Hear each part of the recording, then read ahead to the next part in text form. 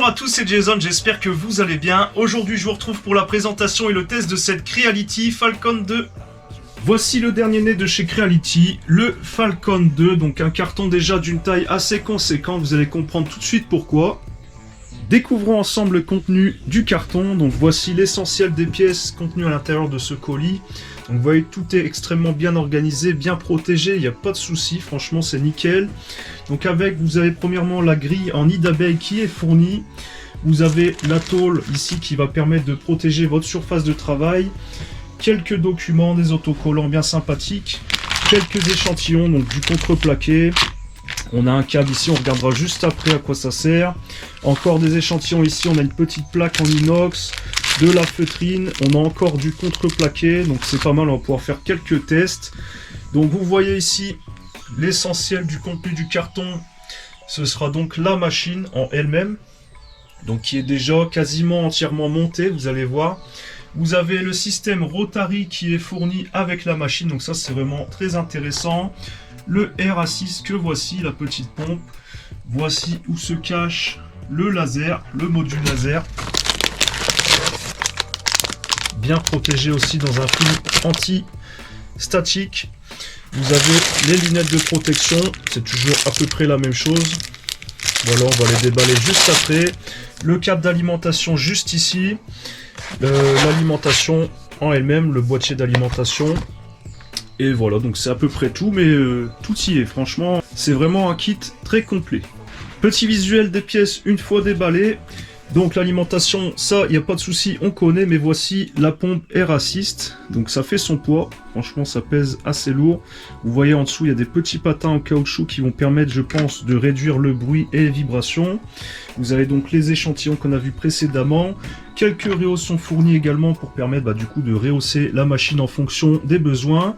Voici les pieds réglables avec les petits patins en caoutchouc également pour un meilleur grip sur la surface de travail et pour limiter une fois de plus les vibrations, donc le bruit. Donc ici vous retrouverez la grille en nid d'abeille que je vous ai montré juste avant, une petite boîte à outils, donc une clé Allen, quelques scratchs. Vous avez donc les clés pour pouvoir démarrer la machine.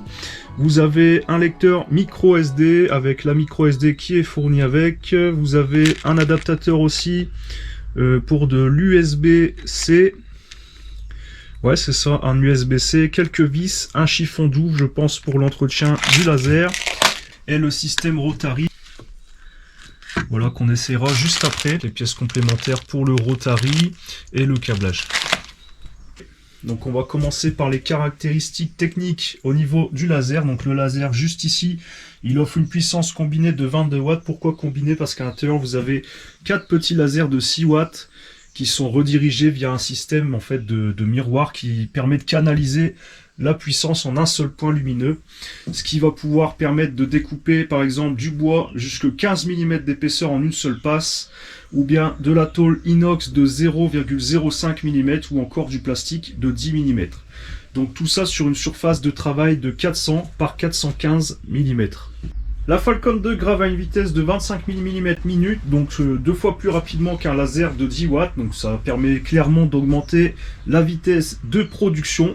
La machine est dotée de 3 systèmes de surveillance en temps réel représentés sur le haut du laser par 3 témoins lumineux. Donc le premier c'est le R, en fait il va vous permettre d'ajuster la quantité d'air, le débit d'air en fonction de ce que vous allez faire, ce que vous aurez besoin suivant la puissance que vous allez utiliser.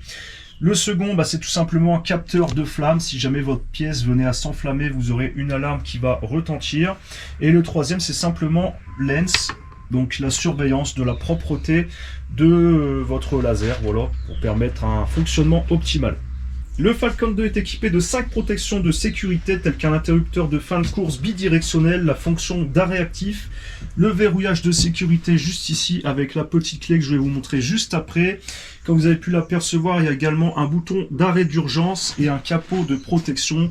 Voilà, comme d'habitude, pour éviter que le flux du laser il s'en aille dans toutes les directions dans votre environnement de travail. Voilà, c'est une sécurité supplémentaire, mais il ne faut surtout pas négliger le port des lunettes de protection. Et franchement, c'est vraiment le minimum.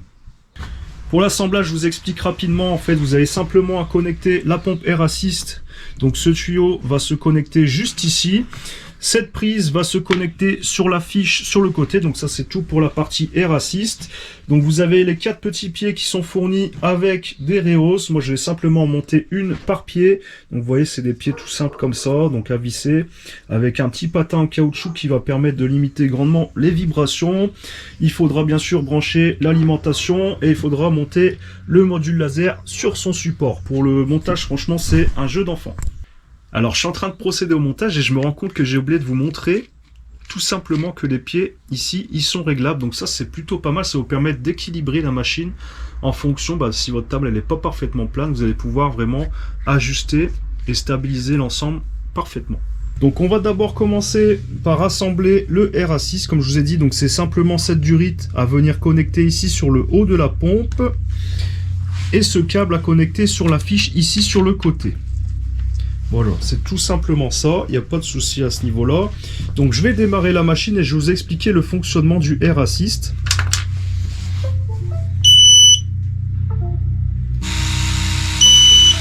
Alors étant donné que la machine se connecte au logiciel GRBL qui détecte directement la pompe, puisque je l'ai paramétré comme ça, ici pour la découpe, tous les voyants sont au vert. Je vais vous montrer ce qui se passe si jamais je réduis trop le débit d'air. Voilà, donc une alarme se met en route pour nous signaler que le débit d'air n'est pas suffisant pour la découpe. Donc je vais le réaugmenter.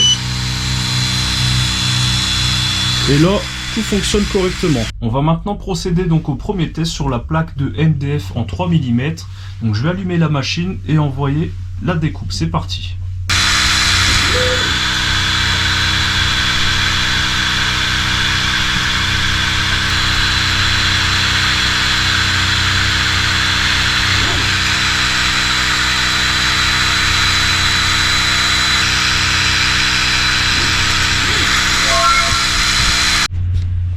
Voilà, donc j'ai même pas eu le temps d'ouvrir ma banane, c'est déjà terminé.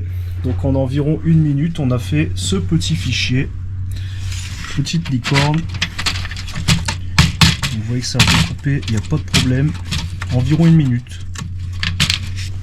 Là j'étais à 500 mm minute, à 100%. Donc vous voyez que ça fait du très très bon boulot. La coupe elle est nette.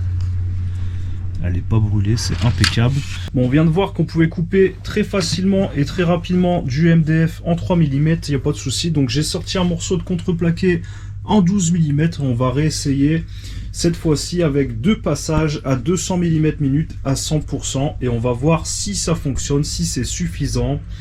Allez, je vous mets en place et on se retrouve d'ici 6 minutes apparemment pour constater si ça a fonctionné ou pas.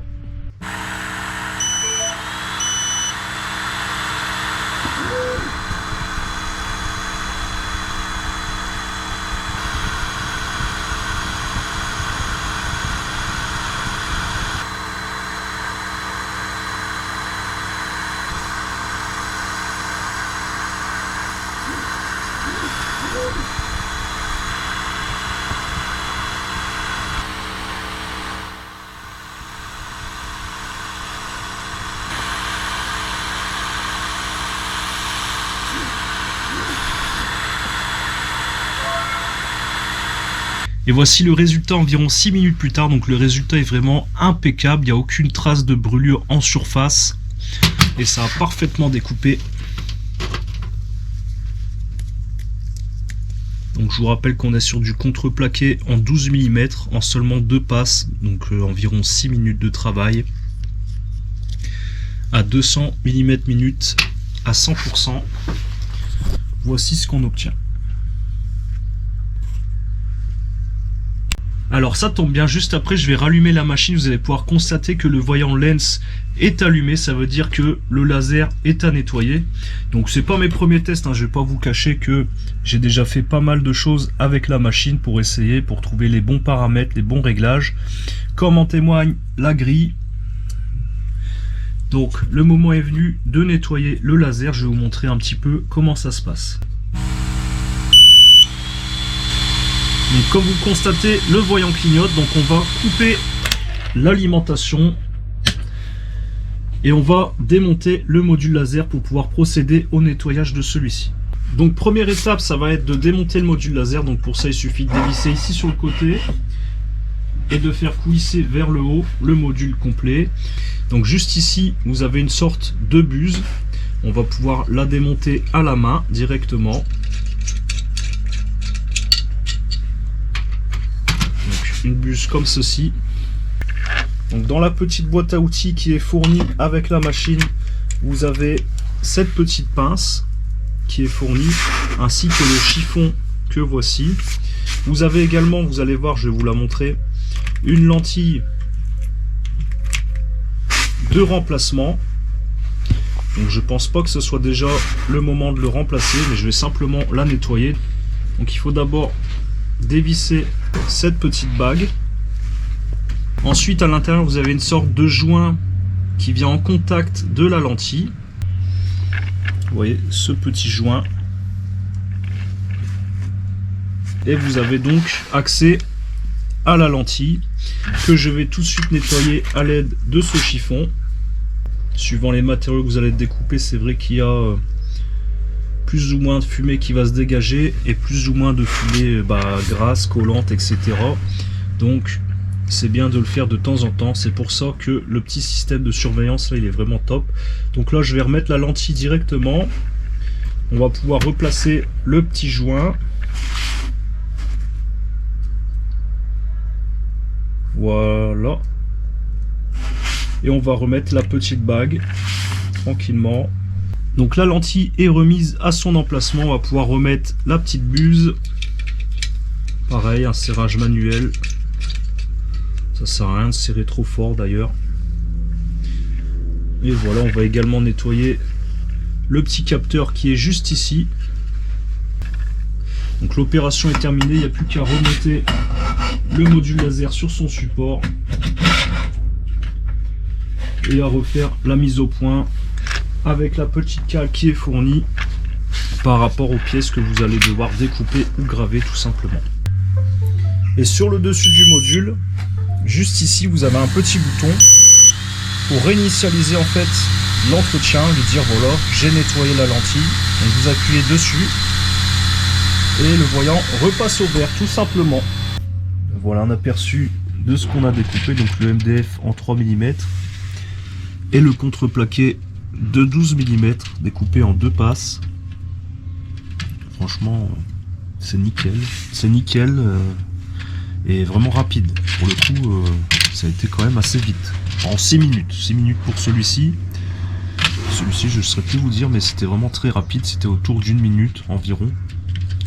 On va passer maintenant à un test de gravure sur l'inox. J'aimerais bien essayer de reproduire les couleurs qu'annonce le fabricant. Donc j'ai téléchargé un fichier test et on va procéder directement à une petite gravure, voir un peu si on arrive à avoir un rendu de couleurs effectivement comme l'annonce Creality.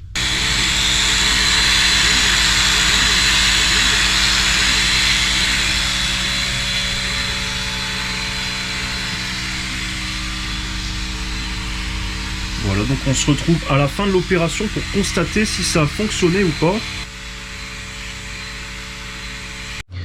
Et voilà ce qu'on obtient. Donc j'ai laissé que la première ligne, ça ne sert à rien de poursuivre, c'était toutes les mêmes lignes. Donc on obtient une petite palette de couleurs fort sympathique. Je vais essayer de me faire un fichier et essayer d'arriver à reproduire le bleu, là le petit bleu sympa, le deuxième là qu'on voit.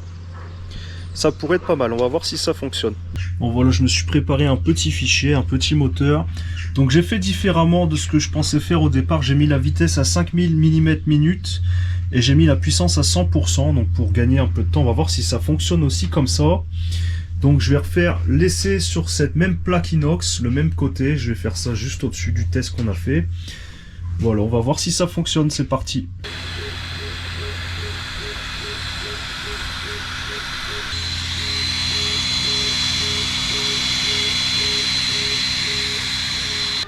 Voilà le résultat qu'on obtient à 5000 à 100%. Donc c'est pas vraiment ce que je recherchais. Mais bon, c'est gravé, en tout cas il n'y a pas de souci.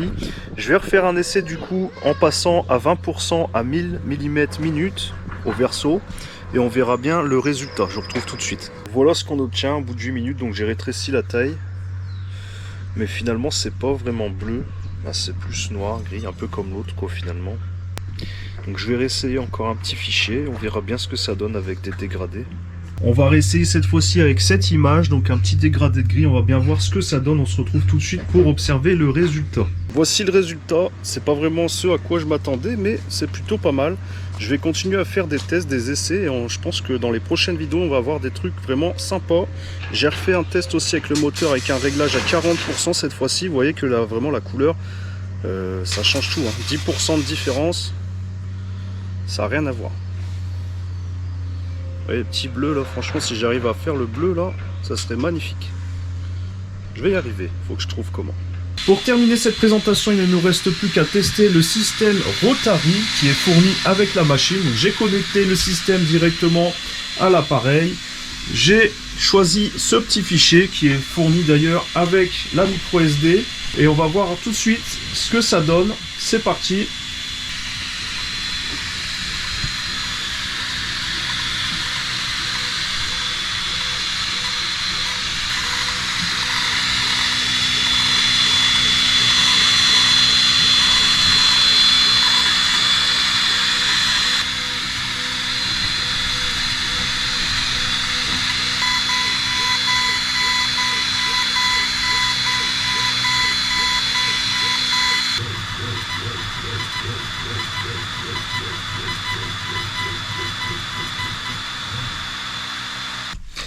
Et voici le résultat.